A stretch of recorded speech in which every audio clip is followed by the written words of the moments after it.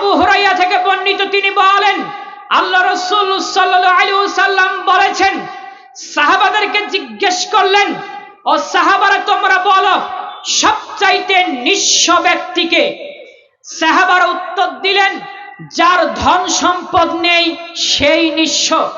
আল্লাহ রাসূল সাল্লাল্লাহু আলাইহি ওয়াসাল্লাম বলেন, সে নিঃস্ব নয়, যে ব্যক্তি কিয়ামতের মাঠে সালাত, নামাজ, রোজা, হজ, যাকাত নিয়ে হাজির হলো, কিন্তু এই নামাজ, রোজা, হজ, যাকাত তার কোনো উপকার করতে পারলো না, ওই ব্যক্তি নিঃস্ব। সাহাবারা বললেন, ইয়া রাসূলুল্লাহ, এটা কেমন করে?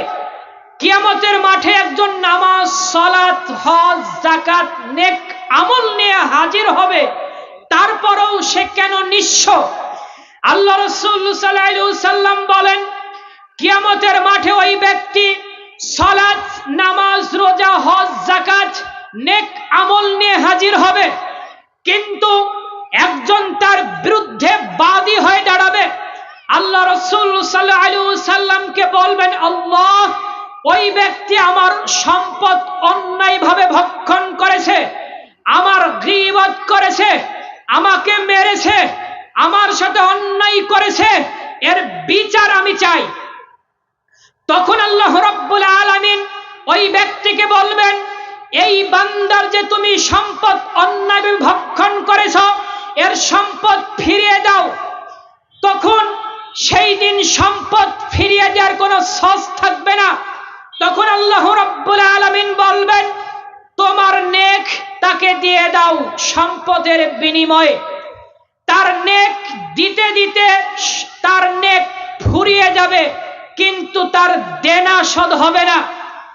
এক পর্যায়ে যখন নেক ফুরিয়ে যাবে, দেনা শোধ হবে না, তখন বাদীর যত পাপ রয়েছে, এই পাপগুলো যে নেককার বান্দা তাকে দেয়া হবে।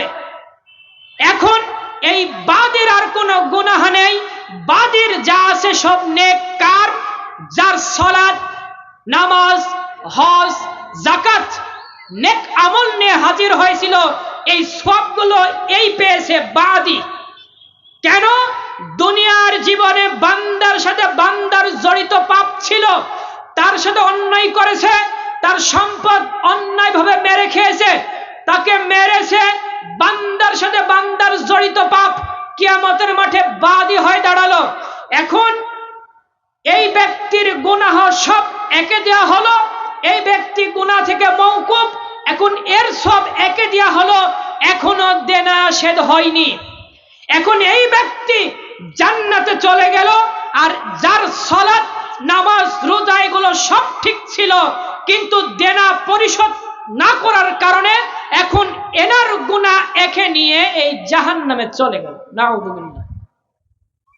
আল্লাহ রাসূল এই হাদিসে এই কথাই বলছেন, ওই ব্যক্তি নিঃস্ব, যেই ব্যক্তি কিয়ামতের মাঠে তার সালাত, নেক আমল কোনো কাজে আসলো না।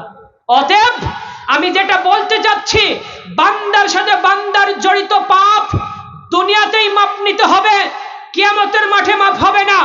মানুষের সাথে জড়িত পাপ, গীবত, চুগলখড়ি, অন্যভাবে মানুষকে পেটানো, হত্যা করা, মানুষের সম্পদ অন্যভাবে ভক্ষণ করা, এই পাপ থেকে আপনাকে বেঁচে থাকতে হবে।